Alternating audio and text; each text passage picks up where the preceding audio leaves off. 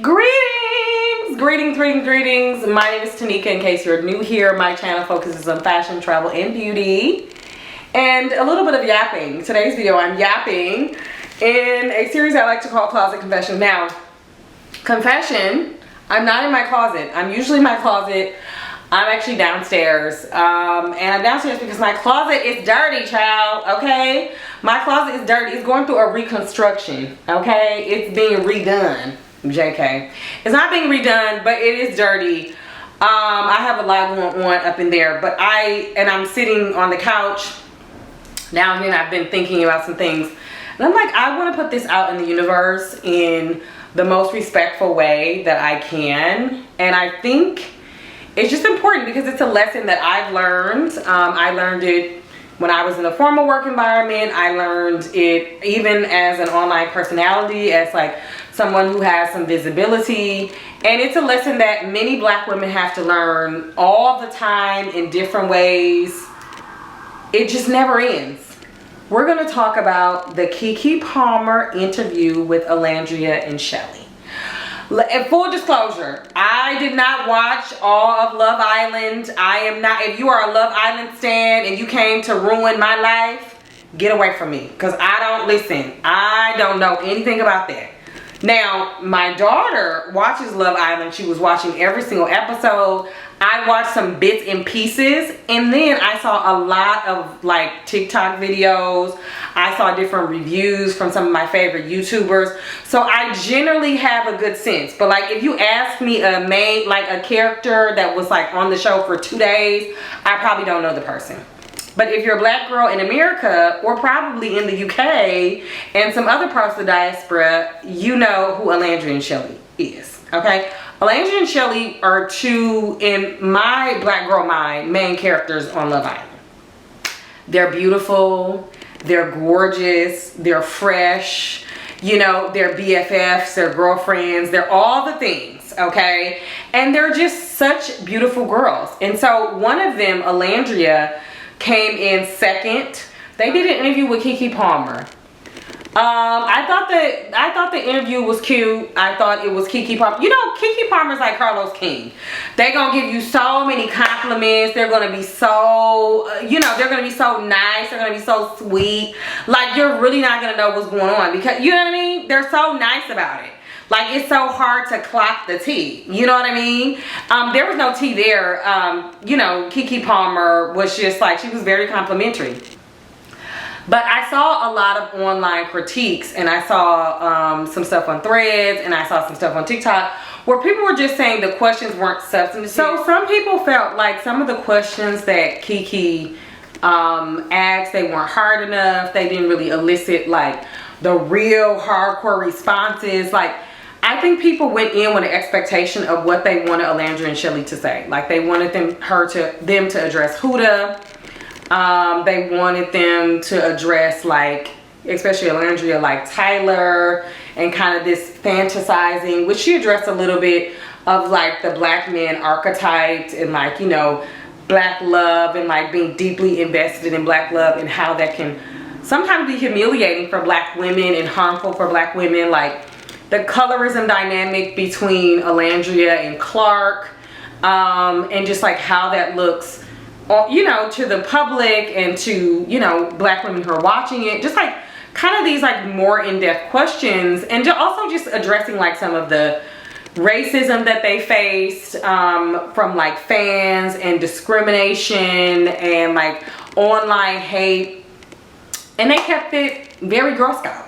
It was very neutral, very cute, very cool, very collected. They tapped on it and they tapped off. Some of the things that they feel, we are not going to hear them say with our ears. That's for the group chat. Do you understand? I'm not saying I condone it.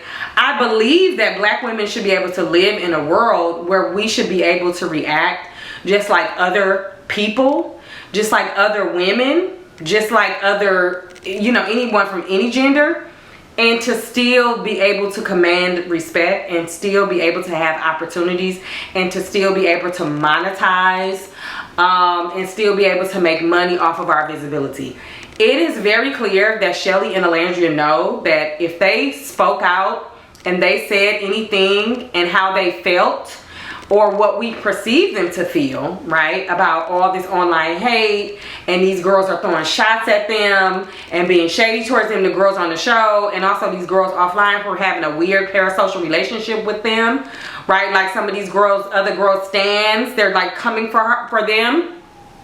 If they really clap back in the way that we culturally know that they could probably clap back, they will probably lose out on a lot of brand partnerships. And here's the thing. What my dream for them is, my hope for them, is that their visibility allows them to make a living.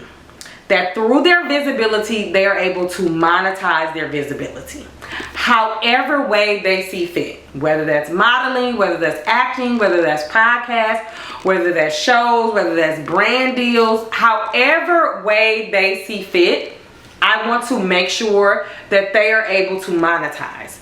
Now, as a person who is visible a little bit, nowhere near that quantity, my God, today, but also works with brands, I know I'm keenly aware, and you only have to be a little bit in the space. You don't even have to really fully, you know what I mean? You know that there's only so many things that you can say to be brand friendly and to be acceptable. It is the black woman curse. It is how we find ourselves. You can be ostracized for the smallest thing. You can be blackballed for just simply saying something. There could be a person at an agency who is looking at $100,000 brand deal and they won't give it to an Olandria or a Chelley who both have millions of followers because they say something a little bit wrong about one of the other contestants. Because that person at that agency really loves this other person. That's how it goes. I know a lot of us think that meritocracy, that because we worked for it and because we have the numbers and because we have the polish and we have the photos and we have the this and the that, then the opportunities can't be denied. And I'm here to tell you that's not the case. That's not the case. Also, we have to make sure that we want for them to be safe. We want them to be safe online. We want them to be safe physically, in person, emotionally, and mentally. Olandria, like the few times that I've heard her speak outside of the villa, she's already hinted that she's watching comments. And some of the comments are negative, I imagine. What's crazy is I've not seen a lot of negative comments about Olandria because to me, I'm like, how could anybody deny she is an absolute, complete, and utter knockout? Like when Nick said she is the most beautiful woman he's ever seen in his lifetime, I said same. Hello? Like she is a knockout. She is impeccably made. Like God put his whole foot. Do you understand? And she's sweet and she's kind and she's thoughtful. But also I think that's a thing about introverted black girls. I think it's a thing about all black girls, and extroverted black girls also have some challenges that are different from introverted black girls. But there are some stereotypes about introverted black girls in the way people think about them, that they're standoffish or they don't fool with us or this is that. And you know, people will say those things about Olandria. But it doesn't matter to me. She lives in the clouds. She's not an earthly thing. She is beyond. She is stunning. She is gorgeous. She should sit on her throne. Do you understand? Like, and to imagine that a brand, any brand, anywhere, could say, oh, I don't like her identity. You know, she's a mean girl. They try to put that label on them. They're mean girls. They're this, they're that. I won't work with it. She is probably the only person that could sell me that NYX butter gloss that I just went to go buy from Ulta. Hello? When she said her lip combo, I hurried on down and purchased it. What? She sold it to me. Absolutely no brand deal. And it was one left. It was only one left in Ulta. Like, They have so much visibility. We have bought into them as they have presented to us, but they are trying to be safe. So they have to keep it cute. They have to play it safe. They have to say all the things. They have to hint at a few things. They have to be a little sophisticated. I saw people do this with Michelle Obama. They wanted Michelle Obama to stick it to the man. They wanted Oprah to stick it to the man. They wanted all these people. Now, here's the thing. I do think that some of our public figures are safe enough. I do think there are some public risks that we all should be able to take in the name of driving the culture forward, in the name of pushing back on these systems. But there are so many of us, I would marginally include myself in this, but there's so many people who have made a living and or made a brand out of speaking up about certain issues. We can do that for them. They are trying to expand their 15 minutes, right? They started with these 15 minutes of fame.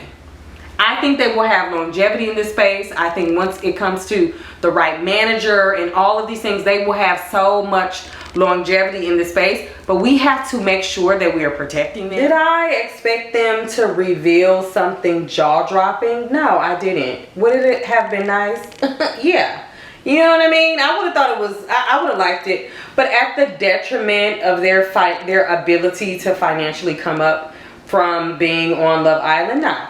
It was never that serious, right? Like, I can just tell. I'm a black woman. I've been through this situation before.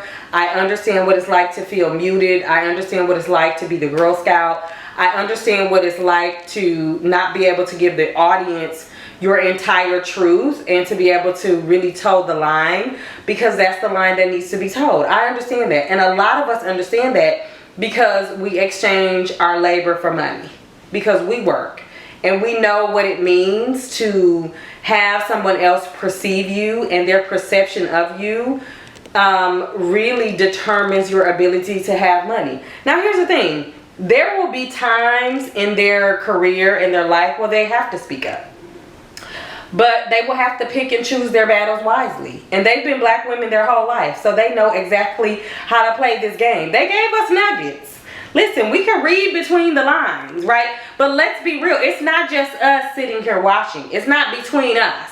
It's not in the group chat. It's not just the family dynamic. We're in mixed company. And they have to act like they're in mixed company. And I want a lot of y'all to know that. I think those of us that are millennials, we know that.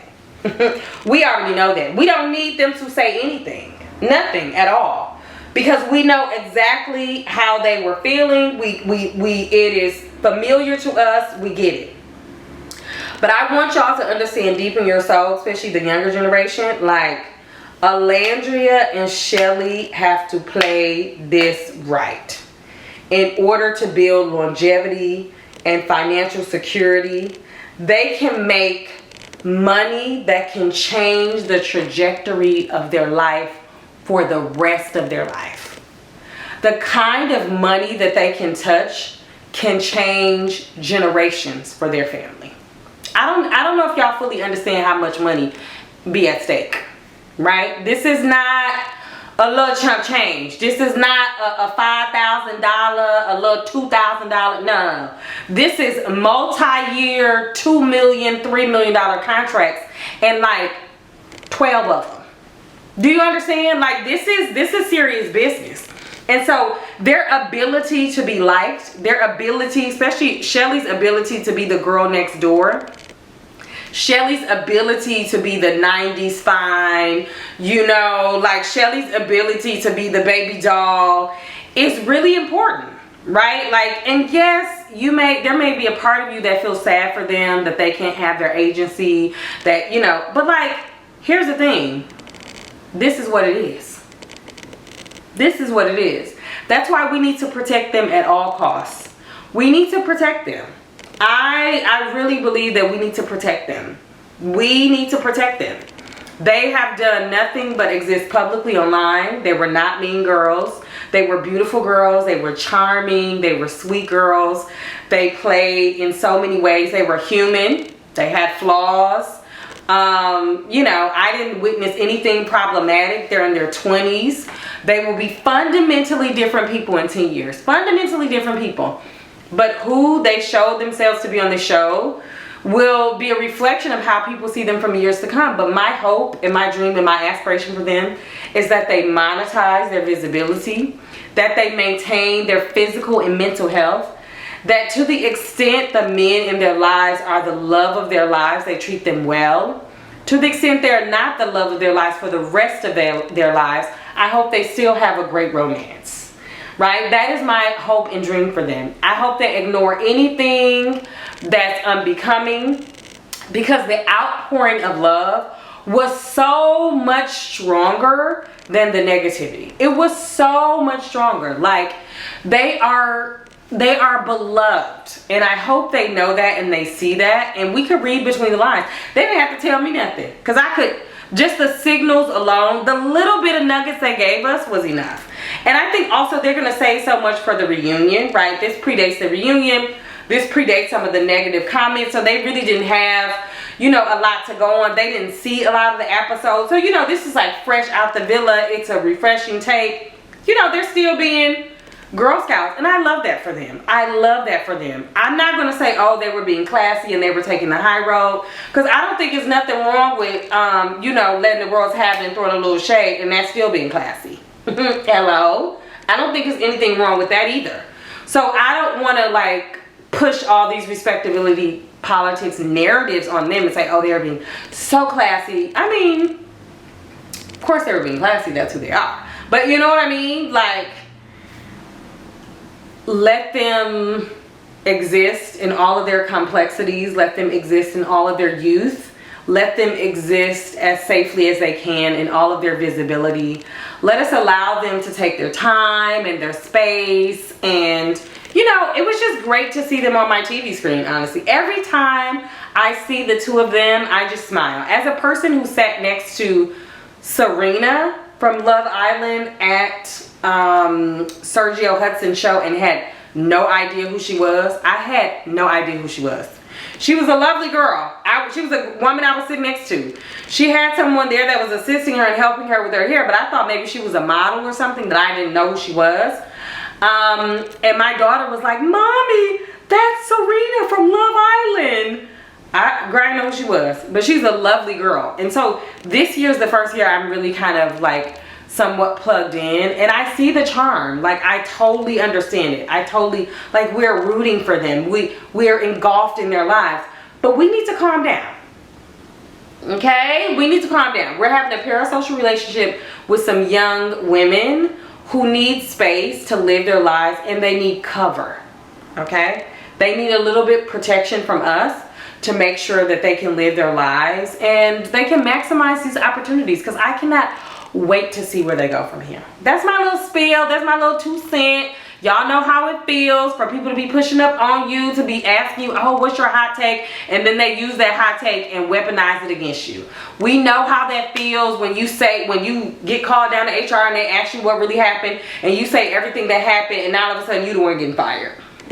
Now all of a sudden you right? We know what happens when black women speak the truth. We know what happens when black women tell it like it is. So we're not going to act like it doesn't come with consequences. And I don't think it's fair for them to pay those consequences this early in the game. I just really don't. I think there's a time and place for that. Let them build a little bit more muscle. Let them build a little bit of more notoriety. Let them build a little bit more standing and structure, so that we can get there. Because the powers that be and the people who control some of these levers, they still are constantly waiting to rule us out. They're looking for one thing, right? If the merit-based opportunity was like, oh, we need black women who have 1 million followers. A lot of these brands, especially luxury brands, they're like, oh, well, we only invited, there were no black people there, or we only invited black celebrities because we only wanted influencers or people who have 5 million followers or above, or 3 million followers or above. So that's why it's black celebrities and white and Asian or non-black influencers, because there's no black influencer who has X amount. I don't know what it is. It's, you know, they try to root it in this idea that it's merit-based, and it really isn't. We know that embedded in these systems is discriminatory practices. We know that. So let us protect them. Let us give them grace. We know what it is. We see them. They see us. And we love them. All right, Toodles. I need to go make some dinner or something, girl. Okay, I love y'all down. I'll talk to you soon. Bye.